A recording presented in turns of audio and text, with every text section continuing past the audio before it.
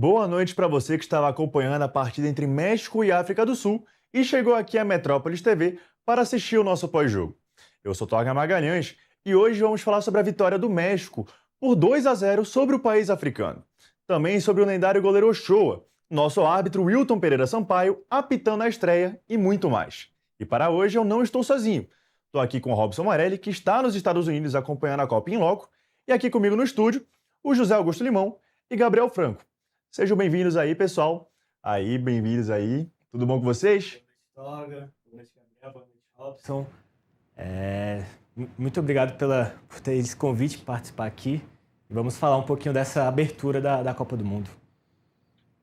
E já vamos falar aqui, pessoal, sobre a vitória do México. O México dominou a partida durante o primeiro tempo, fazendo o gol depois de uma besteira ali da zaga sul-africana.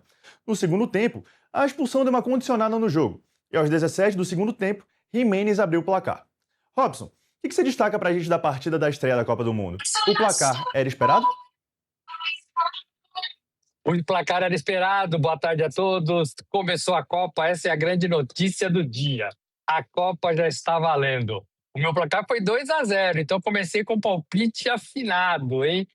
O México é melhor, o México jogou mais, o México tinha mais torcida, o México jogava na sua casa, o México foi o principal time dessa abertura. O África do Sul, os Bafanas, né?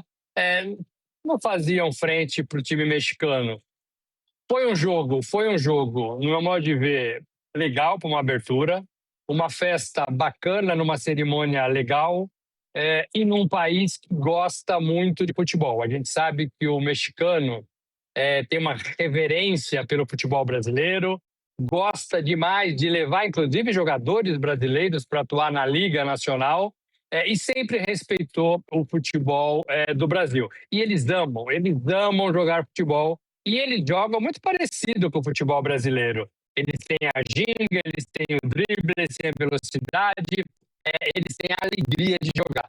Então, para mim, merecidamente, a primeira vitória da Copa, México, país anfitrião, e quem vence para mim na estreia, quem vence dá um bom passinho para a classificação. Eu sei que é a primeira partida ainda, mas você tem mais confiança e tranquilidade. E eu assisti o jogo onde só tinha torcedores do México. Então, cada vez que a bandeira do México era mostrada na TV, cada vez que a bandeira do México era exposta, era uma festa danada. E foi muita comemoração nos gols do time mexicano, anfitrião desta Copa do Mundo.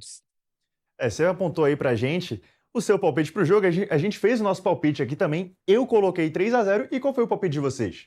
Boa noite aí, Robson, José, Toga. O meu palpite foi um 2-1 para o México. Os gols do México eu até acertei. O problema realmente foi a África do Sul, que não conseguiu realmente propor seu jogo, seu time aí que tem a base nas duas equipes, né? O meio para trás é o Mamelodi Sundowns, inclusive a gente lembra, jogou a Supercopa do Mundo de Clubes contra o Fluminense, inclusive, e a metade para frente ali do Orlando Pirates realmente não funcionou a saída de bola, que é característica daquele time do Mamelodi Sundowns. A África do Sul é uma seleção que joga e deixa jogar, mas nesse joga e deixa jogar, na saída de bola arriscada, foi quando o México, inclusive, conseguiu a sua chance de gol numa bela roubada aí do Lira e no gol do Quiñones, ele que não perdoou e fazendo o primeiro gol do México, e não só do México, né, de toda aí Copa do Mundo. Eu fui um pouco mais ousado, fui de 3-1 para o México.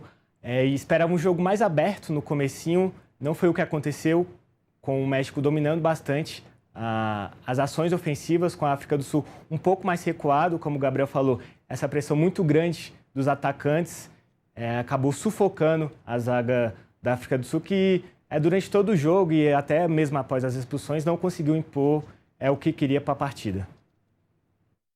Uma coisa que eu queria trazer aqui também, Robson, é o seguinte: a gente viu ali no começo do jogo que a África do Sul estava tentando jogar. Ela tentou ali um pouco no começo do jogo, trazendo o jogo para si, querendo propor, apesar de ter tomado gol em uma besteira. Fez ali um bom jogo, eu achei ali no começo do jogo, mas depois da expulsão tudo ficou condicionado para uma partida meio ruim, digamos assim. O que você aponta aí pra gente? Expulsão não dá, né? Você perde um jogador, a gente tá muito acostumado a ver isso no futebol de todo lugar do mundo. Numa Copa do Mundo não é diferente, no Mundial não é diferente. Você, com um jogador a menos, você enfraquece e é muito, muito difícil você se dá bem numa partida assim. O VAR entrou em campo, a arbitragem brasileira entrou em campo, com expulsões, com cartões, e a gente vai ver isso muito ao longo da Copa, porque a FIFA mudou tudo, né? A FIFA está tentando implantar um sistema novo, um sistema mais rápido para que o jogo, para que a bola corra mais, para que tenha mais tempo de bola rolando. Então, tudo isso vai fazer parte dessa Copa. A gente já viu um pouquinho disso nesta partida. O Quinones, gente, eu queria falar um pouquinho do Quinones. Até vi também a África do Sul tentando jogar. O Quinones fez mais gol do que o Cristiano Ronaldo na Arábia, né? No Campeonato Saudita. 33 gols contra 30 do Cristiano Ronaldo. Então, é um jogador que sabe fazer gols. E é o anfitrião, joga no anfitrião. Então, tudo isso faz diferença, faz diferença. A gente vai ver nessa primeira etapa da Copa do Mundo, eu imagino, times mais fortes contra times mais fracos.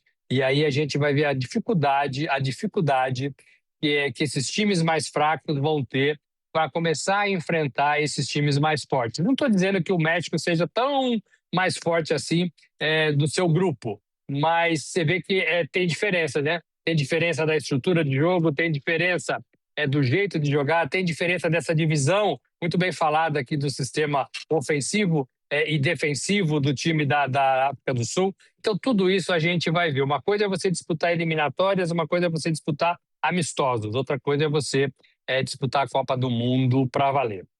Isso daí tem uma diferença muito grande. Uma coisa que eu queria pontuar, Robson, também, e trazer a pergunta aqui para o Gabriel, você falou especificamente do Quinones, artilheiro aí da Liga Saudita, e eu queria falar com o Gabriel o seguinte: o que você aponta, o que você destaca da atuação dele na partida? Ele é um jogador que joga muito da ponta para dentro e é um fazedor de gols. Pode jogar mais aberto, como jogou exatamente hoje na partida, mas pisando muito para dentro da área, como é uma das características. Inclusive, o seu gol sai muito nessa característica. Ele está lá bem atento para receber a bola roubada pelo líder e fazer o gol. Ele que foi artilheiro no Campeonato Árabe, inclusive, dessa temporada, 33 gols, à frente de Tony, à frente de Cristiano Ronaldo, 29 anos, é um jogador para você ficar de olho, foi adquirido recentemente por 15 milhões de euros, então os times brasileiros aí podem, quem sabe, ficar de olho, mas claro, a evidência com a Copa do Mundo aumenta muito mais, e foi, para mim, o grande jogador dessa partida, por mais que o Giménez tenha feito o seu gol, seu primeiro na Copa do Mundo de cabeça, o que é até simbólico, porque ele teve um traumatismo craniano lá em 2020, passou muito tempo parado e fazendo de cabeça seu primeiro gol em Copa do Mundo. Eu também destacaria, além do Quinones e além aí do próprio Raul Jiménez, o Lira, seu primeiro volante que chegou nesse time. Ele não é o titular absoluto, o Edson Álvares, que já tem essa função, o jogador com mais passagem nessa seleção do México, e realmente fez uma grande partida, coordenando a pressão, nesse 4-1, 4-1 sem bola, mas realmente o Quinones foi o personagem, teve bola na trave, teve o gol, participou, inclusive, o segundo gol, a bola para Alvarado é de uma boa tabela com o Quinones pelo meio, na minha opinião, o grande personagem dessa estreia de Copa do Mundo. Uma coisa que eu queria trazer aqui, irmão, é o seguinte: ele já destacou vários jogadores. Quem você destaca de diferente da partida? Eu gosto muito do Rafael Alvorado, que ele participou bastante ali pela ponta. Também foi o cara que ocasionou as duas expulsões da África do Sul. Primeiramente, naquele contra-ataque ali, que ele faz o facão pelo meio e recebe essa bola, que se ele domina ali com qualidade, ia sair na cara do gol e era inevitável ampliar o marcador. E no segundo tempo, onde a África do Sul, o México estava dominando também as ações, e tem a tabelinha ali pela ala esquerda, a bola chega até ele, que leva ali uma espécie de um tapa, podemos dizer assim, e acaba ocasionando a segunda expulsão dos sul-africanos. Então eu destaco também a partida dele, que apesar de não decidir ali no terço final, também foi muito importante nesta questão do jogo. E agora, pessoal, eu quero trazer o seguinte: essa partida também ficou marcada pela reedição da estreia da Copa do Mundo lá de 2010 na África do Sul. Na época, os países empataram em 1-1, sendo um jogo marcante para a ocasião. E nesse caso, agora, só uma coisa não mudou: a África do Sul segue sem vencer em estreias de Copa do Mundo. Robson, o que a gente pode tirar do desempenho da África do Sul nessa partida de hoje e a gente fazer um comparativo lá atrás em 2010? 2010, ela era anfitriã. Esse jogo foi no Soccer City, o técnico da África do Sul era o Carlos Alberto Parreira, então tinha uma escola brasileira dentro de campo, Era uma alegria muito grande, né? A África do Sul, o primeiro país africano a receber uma Copa do Mundo. O Mandela esteve nessa abertura, né? Eu estava lá cobrindo essa Copa do Mundo, então era uma festa danada. E o torcedor nas ruas, em todos os lugares, Joanesburgo, Pretória, em todos os lugares da África do Sul, Cidade do Cabo, eles festejaram muito a Copa do Mundo. Festejaram porque era uma comunhão, era a África participando de um campeonato mundial. Então, tudo isso faz diferença. Eu acho que aquela África a gente já não vai ver mais, essa África do Sul a gente não vai ver mais. Agora a gente tem que olhar para o futebol. E o futebol não é dos melhores. O futebol ainda é fraco. O futebol ainda precisa dar alguns passos para ser mais competitivo. Desse grupo, você tem ainda a Coreia do Sul e você tem a República Tcheca. Eu ponho a África do Sul como o time mais fraco desta chave. A gente vai ver hoje à noite, 23h30, né? O segundo jogo, mas eu não ponho a África como uma das forças desse grupo. Eu acho que a África do Sul ainda é um país que precisa melhorar e precisa aumentar a sua competitividade, além da própria África. Porque aí você vai ter uma noção e vai ter um crescimento de como enfrentar times diferentes. Para mim, ela que fica fora dessa disputa. Eu acho que as vagas ficam para o México, que saiu na frente, para a Coreia do Sul, que a gente vai ver contra a República Tcheca. Para mim, são os 3 principais times deste grupo. Robson, antes da gente passar a palavra para o irmão, eu queria que você falou aí que estava na Copa de 2010. O que você destaca aí, assim, uma diferença das festas, tanto no México quanto na África do Sul? Qual você achou a melhor e o que você traz de diferente de cada uma? Olha, não é tão diferente o jeito de torcer do mexicano para o sul-africano. O México vive um problema difícil, né? Teve manifestação lá nas imediações do Estádio Azteca.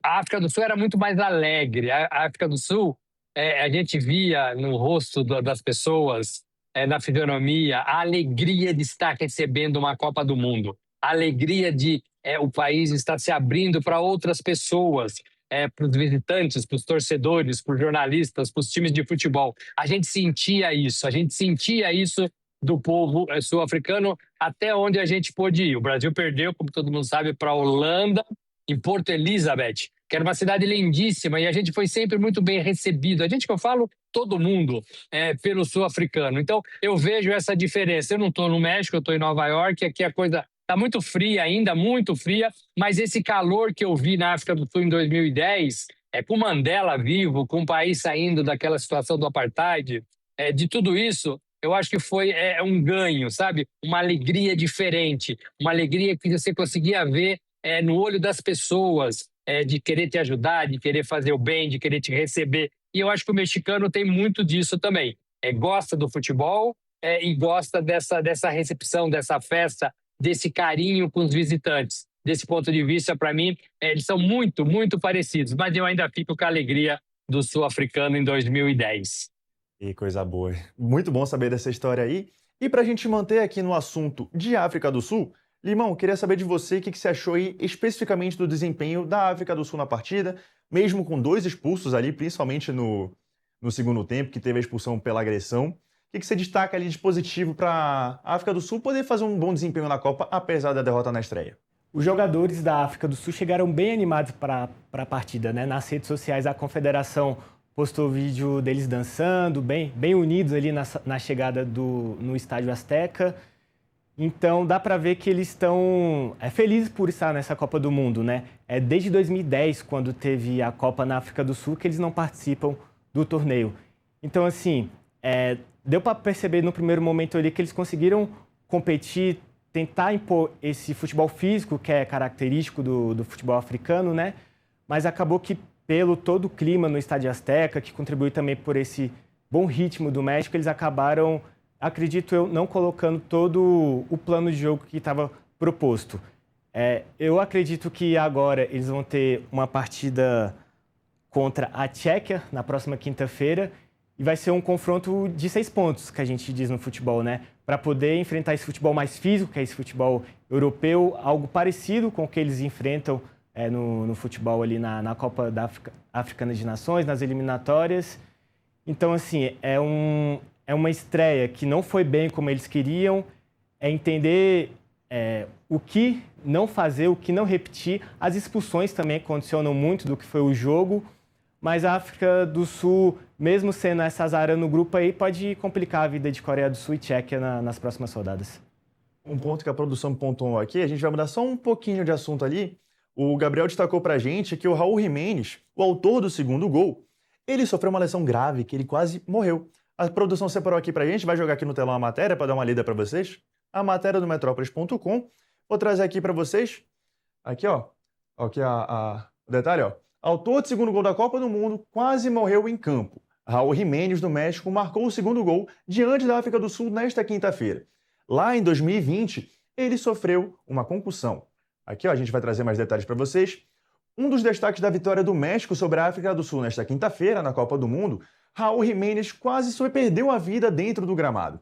Em 2020, quando atuava pelo Wolverhampton, da Inglaterra, o atacante fraturou o crânio após choque de cabeça com o zagueiro brasileiro Davi Luiz, então o jogador do Arsenal. O acidente ocorreu durante a partida da Premier League.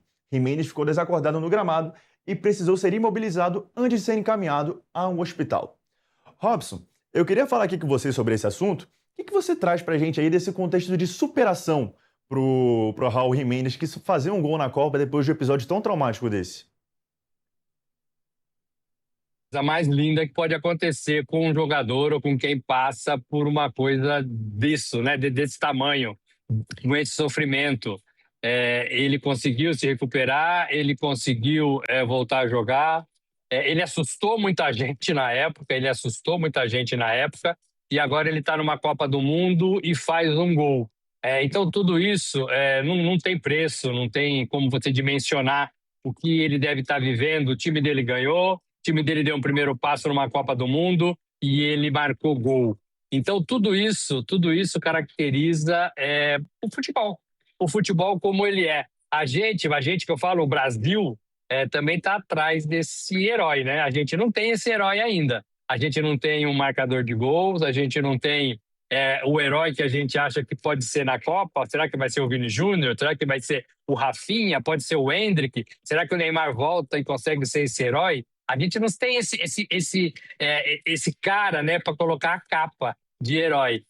A gente já teve alguns vilões em Copas passadas e isso a gente quer ficar longe. Então representa tudo isso, representa a superação, representa o esforço, mas representa acima de tudo o amor à profissão, né? A gente vê que um jogador sofre uma contusão dessa, a primeira coisa que ele pensa é em parar. A gente teve o exemplo do Oscar, em São Paulo, que teve um problema também cardíaco, e parou, e decidiu parar. E não tem problema nenhum você ter essa decisão. Mas aqueles que conseguem e recebem alta, né? Alta hospitalar, e falam, não, pode continuar jogando, é uma decisão difícil, é uma decisão que não é só dele, é uma decisão familiar. Certamente a família participou de tudo isso e certamente a família está vivendo toda essa alegria de estrear numa Copa, de fazer um gol e de começar com o pé direito, com 3 pontos, já idealizando a classificação do México para a próxima fase. Tudo isso faz parte do futebol, talvez seja o primeiro grande herói dessa Copa. Uma coisa que você pontuou aqui também, você trouxe histórias. Eu queria trazer aqui também a do Eriksen, que teve um problema no coração lá na Eurocopa e, esse tempo agora, no último amistoso, sofreu isso mais uma vez, um problema grave ali, que teve que ser retirado de campo e o jogo foi propriamente cancelado. Só pra gente relembrar aqui. Agora, pessoal, pra gente mudar um pouquinho de assunto, mas não fugir do tema, vamos continuar falando do México e falar do goleiro Guilherme Ochoa, que está disputando o seu 6º Mundial. Presente desde 2006, Ochoa é figurinha carimbada quando se trata de Copa, mas desse jogo ele não começou de titular. O que a gente pode tratar, Limão e Robson, aí eu dou a palavra para vocês, sobre a importância de um jogador tão experiente para a seleção mandante da Copa? 6 Copas não é para qualquer um, né? Na entrada do estádio Azteca, dava para ver o Ochoa muito feliz, né? Como se fosse a primeira Copa dele, com os olhos brilhando, com um sorriso de ponta a ponta. Então, assim, ter esse cara experiente dentro do elenco, dentro de uma seleção que está sediando uma Copa tão importante, a maior Copa de todas, é sim um cara que, no momento difícil, mesmo que não esteja em campo, vai passar essa confiança para os jogadores que estão em campo, até para o próprio técnico, que também tem bastante experiência no futebol. e entender a importância desse cara, não só para o México, mas também para o futebol mundial como um todo, né? Um dos goleiros mais icônicos, digamos assim, do futebol e quando se trata de Copa do Mundo não tem como falar de Ochoa agora e daqui para frente. Uma coisa que o pessoal brinca muito é que estão descongelaram o Ochoa para a Copa agora. E você, Robson, o que você destaca aí da experiência do que o Ochoa pode trazer para a seleção, que a gente vê que tem muitas figuras novas, muito moleque novo na seleção mexicana? Ele pode pegar esses meninos novos e contar a história de 5 Copas do Mundo. A primeira, a segunda, a terceira, a quarta. Eu acho que é isso que representa um jogador deste tamanho num elenco, numa Copa do Mundo, numa sexta Copa do Mundo. Além de tudo que ele viveu, deve ter um líder no México, deve ser uma pessoa querida dentro da delegação, sendo titular ou sendo reserva. Ele vai jogar, certamente ele vai jogar. E aí você tem um cara para tirar tudo isso. Você tem um cara experiente que pode te contar desde 2006 o que aconteceu com o México, o que aconteceu na Copa, como se caminha por aqui, como se caminha por ali. Faz muita diferença para essa nova geração, para essa nova equipe, para esses jogadores que estão chegando. O Brasil não tem alguns veteranos, né? Tem o Danilo, que pode passar alguma coisa para essa meninada nova, e fica talvez um pouco por aí, né? O Marquinhos também pode passar alguma coisa nova, o Casemiro é um pouco mais novo, mas também tem experiência. Então você faz essa comparação com o Brasil para você ilustrar o que o Ochoa pode representar para o time do México, jogando ou não jogando. Tem o Neymar também no Brasil. O Neymar é novinho, com 34 anos, mas ele tem 3 Copas nas costas. E a gente sabe que o Ochoa está nesse timaço aí de jogadores que vão disputar sua última Copa do Mundo. O goleiro tem uma vida um pouquinho mais longa, né? O goleiro consegue jogar e ficar em atividade com um pouquinho mais de idade. A gente tem o Fábio no futebol brasileiro, que mostra muito isso. Mas eu acho que tem que tirar a experiência de um jogador deste tamanho, com essa importância, dentro da sua delegação. E ele chegou, de fato, animado, os olhos brilhando. Isso faz diferença para todo mundo, para toda a seleção. Esse daí, com certeza, vai fazer diferença para o México. E a gente tem também alguns ali na seleção brasileira, que o Everton, ele também já tem grande idade, eu acho que ele tem uns 37, 38 anos por ali. Apesar dele ter só a primeira Copa, na Copa passada, ainda quando defendia o Palmeiras, a gente conseguia ver nele na felicidade de entrar em campo quando ele entrou na terceira partida ali para defender a seleção. Eu não lembro se foi a terceira ou se foi contra a Coreia do Sul, a entrada do Everton. Vocês podem me corrigir aí se a memória de vocês estiver melhor do que a minha. Mas agora a gente vai falar de Wilton Pereira Sampaio. No jogo de estreia, o árbitro brasileiro ganhou destaque na partida após expulsar 2 jogadores da África do Sul, um por ser o último homem e o outro por agressão. E teve também a expulsão do jogador mexicano. Para você, Limão, Robson, foi uma partida boa do Wilton Pereira Sampaio? Ele acertou nas expulsões? O Wilton Pereira Sampaio ou qualquer outro árbitro brasileiro, quando vai apitar Mundial de Clubes, Copa do Mundo, sempre surge aquela dúvida, né? Será que ele vai ser o mesmo juiz que é aqui em território brasileiro? Em suma, o Wilton Pereira Sampaio, na minha opinião, ele é melhor quando ele está apitando em grandes campos do futebol mundial. Hoje, eu vi ele muito seguro dentro de campo. A primeira expulsão não tem o que questionar, na minha visão. A segunda também, mas tem o braço do jogador da África do Sul, que alguns árbitros podem entender que é uma disputa de espaço e outros agressão. Foi o que o Wilton Pereira Sampaio decidiu.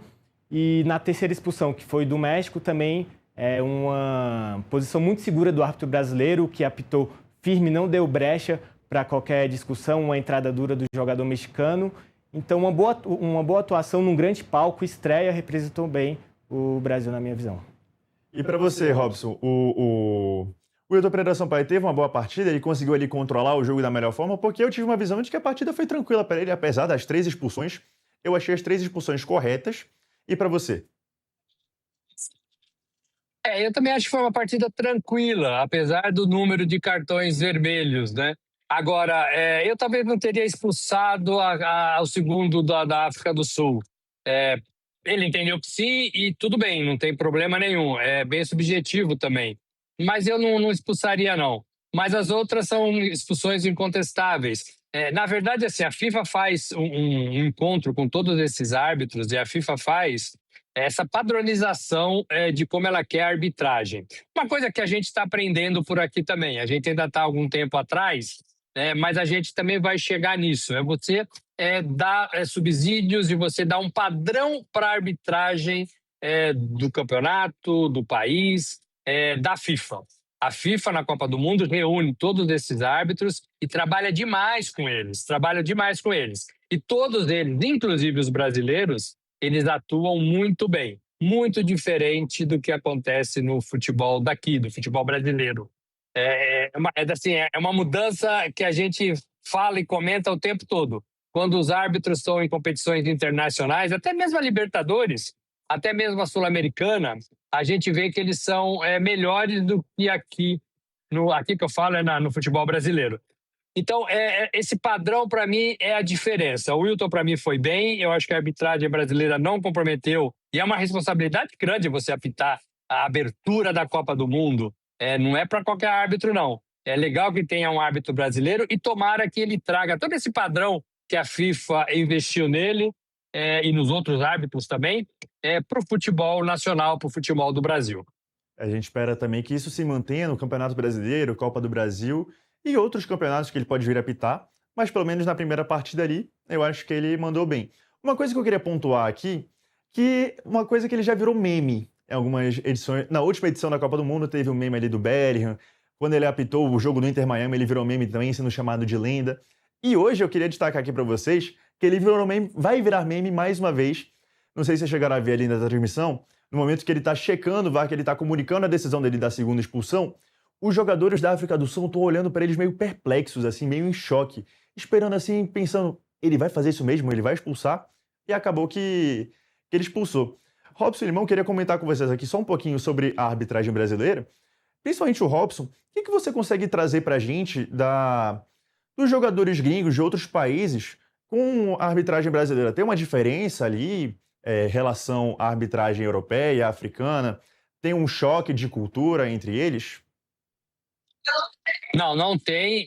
De forma alguma, os jogadores de Copa do Mundo não olham para a nacionalidade da arbitragem, não olham. Você fica sabendo com antecedência, mas você não consegue identificar numa Copa do Mundo se esse árbitro é bom, se é ruim. É claro que tem estudos, é claro que se você levantar a ficha você vai conseguir saber algumas coisas, mas não tem isso. Em Copa do Mundo não tem isso. Essa cara de perplexidade é a cara de perplexidade que a gente vê em todo lugar do mundo quando o time que está sendo punido entende que não deveria ser punido. Isso é normal no futebol. Mas eu não vejo que a arbitragem brasileira tenha alguma conotação negativa aqui na Copa do Mundo, de forma alguma. São os melhores árbitros do Brasil, são escolhidos por critérios muito rígidos pela FIFA, não são poucos critérios, e eles, para estarem numa Copa do Mundo, todos eles se encaixam nesses critérios, então é uma avaliação constante. Eu acho que a gente não tem que duvidar da arbitragem. Mas ele expulsou 2 do meu time da África do Sul. Paciência, né? Paciência. A regra permite todas as expulsões que a gente viu nessa partida de abertura. Todas as expulsões. Mesmo subjetiva, a segunda, no meu modo de ver, ela é permitida. Então, não tem qualquer conotação negativa em relação à nacionalidade, nem brasileira, nem de nenhum árbitro do futebol de Copa do Mundo. Um ponto rapidinho que eu queria destacar aqui, que a gente já conseguiu ver as novas regras da FIFA. A gente viu ali o Wilton Pereira Sampaio fazendo a contagem ali de 5 segundos para o arremesso lateral. Eu queria saber de vocês, aí a opinião de vocês, Limão e Robson. Vocês acham que essas regras vão ir para frente? Vocês acham que elas vão dar certo para o futebol brasileiro e também mundial, especialmente na Copa do Mundo? A FIFA tem feito um trabalho intenso contra a cera, né? Que é uma coisa já histórica do futebol, principalmente no futebol brasileiro. Então esse trabalho de contar a posse de bola dos goleiros também é algo que veio recentemente no futebol, que são os cones na beira do campo, para ter essa reposição mais rápida. É algo que a FIFA tem olhado bastante, nesse último ciclo para tentar aumentar a porcentagem de posse de bola rolando no jogo, que em alguns campeonatos essa porcentagem vem abaixando ano após ano. Então é um trabalho que a FIFA vem desenvolvendo no futebol mundial, europeu, e tem os grandes palcos dela para poder testar essas novas regras que, consequentemente, vão reverberar em todo o futebol. E para você, Robson, acha que essas mudanças vão fazer diferença enorme no futebol? No futebol brasileiro é difícil a gente acreditar nisso, né?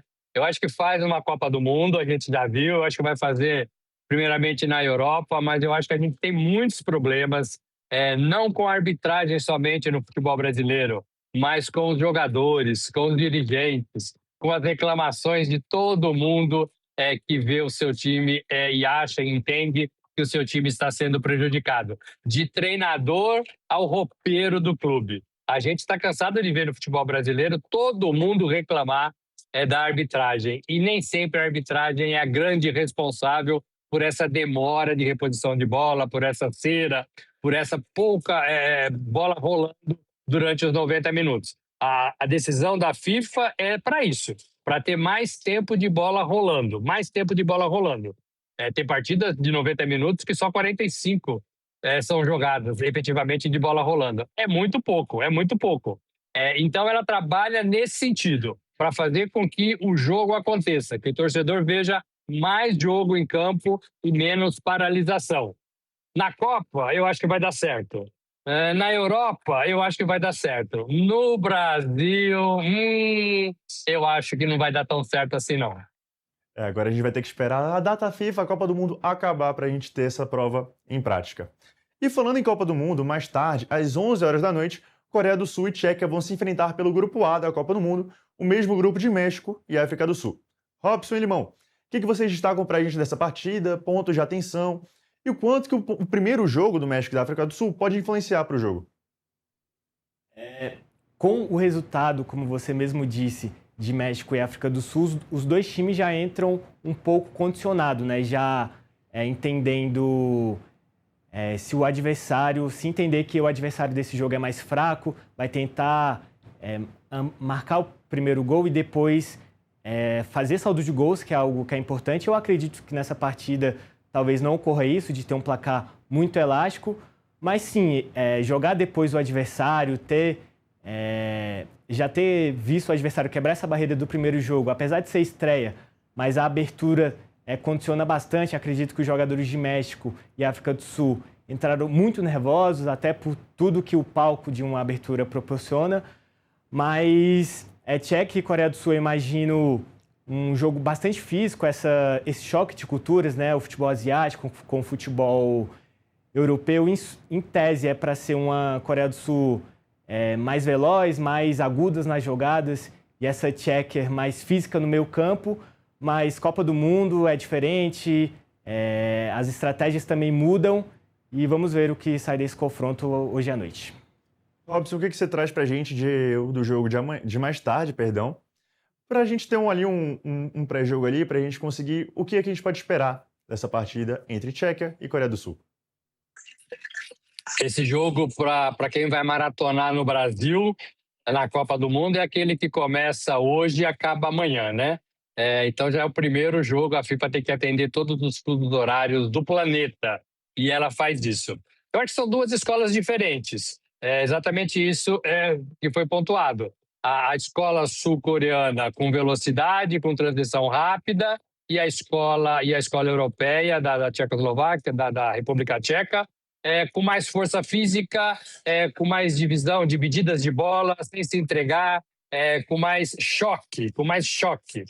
Eu ainda fico com o modelo europeu. Eu acho que funciona mais numa Copa do Mundo. Acho que tem mais experiência e jeito de jogar no futebol da República Tcheca do que no futebol sul-coreano. Me encanta mais esse jogo da República Tcheca de força do que a velocidade e a rapidez da transição do futebol sul-coreano. Eu acho que o sul-coreano ainda precisa subir alguns degraus para se comparar ao futebol europeu. A República Tcheca não é uma seleção que vem para mostrar muita coisa também na Copa do Mundo. mas essa partida já tem a característica de decisão, porque já tem um vencedor no grupo, o México, e já tem um perdedor, a África do Sul. Quem ganhar dessa partida, às 23 horas, praticamente encaminha também a sua classificação. Lembrando que os 2 primeiros de cada chave se classificam, e dessa vez, com 48 seleções, a FIFA deu uma colher de chá para os 8 melhores terceiros colocados. Então, todo mundo tem chance ainda, mas quem vence já dá um passinho para a classificação, e para mim já é um jogo decisivo dentro do grupo. Olha, eu não sei aqui o Limão aqui no Brasil, mas eu vou ser essas pessoas que vai maratonar todos os jogos possíveis. Eu vou estar ali assistindo o jogo 1 da manhã, 2 da manhã. E com essa eu queria já me despedir aqui de vocês. Foi um programa muito bom, queria agradecer a participação do Limão aqui comigo, agradecer também a participação aí do Robson, que está nos Estados Unidos. Muito obrigado a vocês. Vocês têm aí umas considerações finais para fazer? Obrigado, Torgan, pelo convite. Robson dos Estados Unidos, prazer dividir aqui esse bate-papo com vocês. É o que o Torgan falou, vamos maratonar aqui do Brasil jogos de madrugada, à noite, porque Copa do Mundo de 4 em 4 anos, esperamos bastante por esse momento e vamos curtir todos os jogos que tem a vir. Aí, Robson, eu queria só te segurar um pouquinho aqui, porque a gente vai tratar aqui do seguinte. Amanhã tem 2 jogos esperados para assistir às 4 horas da tarde e às 10 horas da noite. A primeira partida entre Canadá e Bósnia-Herzegovina pelo Grupo B. Em seguida, Estados Unidos e Paraguai se enfrentam pelo Grupo D. Para a gente fazer um resumo rápido aqui de como serão as partidas, você acha que vai ser uma partida fácil, complicada para os mandantes da competição? Eu acho que são partidas muito parecidas, né? De futebol, assim, não de futebol propriamente de escolas, mas de um futebol fraco, talvez. O Paraguai talvez seja aí um time mais bem estruturado, tem jogador que a gente conhece de perto, que atua no futebol brasileiro, mas eu penso que os Estados Unidos é um anfitrião, então tudo isso faz muita diferença. Eu lembro que o Brasil ganhou de 1-0 dos Estados Unidos em 94, e foi um jogo duríssimo. Eu sei que está longe, a seleção brasileira não é mais a mesma, nem a dos Estados Unidos, mas aquele jogo foi num 4 de julho, numa comoção nacional, dia da independência, e o Bebeto fez aquele gol que classificou o Brasil. Eu acho que os Estados Unidos são sempre um adversário duro quando ele é o anfitrião. E eu espero que seja um jogo duro para o Paraguai. Eu acho que nem sai gol. Eu acho que vai ser um jogo muito disputado, mas não sai gol. Vai ficar naquele 0-0. E o outro jogo, também, assim, o Canadá, pela simpatia, né? Acho que todo mundo tem um pouco de simpatia pelo Canadá, que está dividindo essa Copa do Mundo com os Estados Unidos e com o México. Mas eu também vejo o Canadá muito fraco nessa Copa do Mundo. É uma dessas seleções que não vão apresentar muita coisa e vai entregar a Copa de bandeja para outras seleções melhores dentro do seu grupo, e acho que perde o jogo também por 1-0. Olha, Robson, você fez seu palpite aí, eu vou fazer meu palpite aqui, ó. Eu acho também que vai ficar no empate ali, mas eu acho que vai ser 1-1, Estados Unidos e Paraguai, e eu acho que vai ser ali uns 3-0, uns 3-1 para a Bósnia. Não sei se você concorda tanto assim comigo. O que você me diz? Vocês estão otimistas com gols, vocês querem ver gols, né? Vocês querem ver gols, né? Eu também quero. Robson, muito obrigado pela participação aí. Sempre muito bom contar com você aqui. Sei que a gente vai ter todo esse período de Copa para contar aí com a sua participação nos Estados Unidos, com todos os detalhes, as histórias que você pode trazer aí pra gente. Quer dar uma palavrinha final aí para nós? Quero uma informação. Matheus Cunha joga amanhã, Ancelotti dá entrevista à tarde, joga no sábado. Ancelotti dá entrevista à tarde junto com Vinícius Júnior. Os dois vão falar já no MetLife Stadium, campo da partida. Amanhã tem aquele reconhecimento do estádio. Vai ser tudo de lá da seleção brasileira. A informação que eu tenho é que o ataque do Brasil vai ser formado por Vini Júnior, Matheus Cunha e Rafinha. A gente vai ter ali o Matheus Cunha como um segundo atacante, o atacante de fato, camisa 9, a gente já tem esses detalhes? Ele jogando nesse setor, exatamente. O Vini é um pouquinho mais para a esquerda, mas também entrando na área, o Matheus Cunha fechando também o lado esquerdo, coisa que o Vini não consegue fazer e o Matheus Cunha faz bem, e o Rafinha mais pelo lado direito. Vai ser essa transição mais ou menos por aí. O Vini também fazendo essa vez de falso 9. Aí, Robson, agora a gente vai deixar só uma dúvida ali para o nosso telespectador, para eles ficarem batendo bola aí nos comentários e também em outros lugares.